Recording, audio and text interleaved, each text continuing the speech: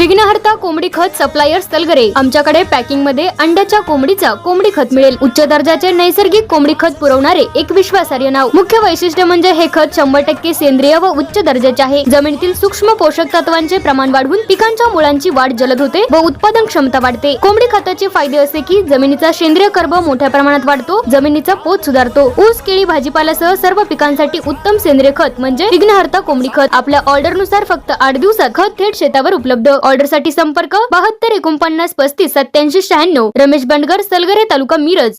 प्रत्येक बातमीतील घटनेच्या वास्तविकतेची तुलना थेट पाहत रहा चांगली अपडेट। एरंडोली जिल्हा परिषद गटात माजी उपमुख्यमंत्री अजितदादा पवार यांच्या जयंतीनिमित्त आयोजित करण्यात आलेला भव्य महिला मेळावा मोठ्या उत्साहात आणि भावनिक वातावरणात संपन्न झाला। या कार्यक्रमाला महिला वर्गाने मोठ्या संख्येने उपस्थित राहून उत्स्फूर्त प्रतिसाद दिला। कार्यक्रमाची सुरुवात माजी उपमुख्यमंत्री अजितदादा पवार यांच्या प्रतिमेस पुष्पहार अर्पण करून करण्यात आली।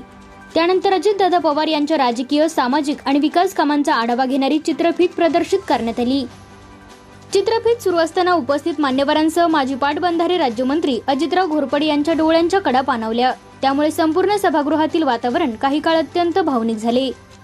या महिला मेळाव्यास आमदार इद्रिस नाईक, मिरज पंचायत समितीच्या सभापती तन्वी कमलेकर, जिल्हा परिषदेच्या महिला व बालकल्याण सभापती स्नेहल मोरे, पंचायत समितीच्या सदस्या सुजाता पाटील, सुप्रिया तवटे, महेश मोरे, प्रणव देसाई, रंगराव सपकाळ, उत्तम माने तसेच कृषी विभागाचे अधिकारी आणि परिसरातील अनेक मान्यवर उपस्थित होते।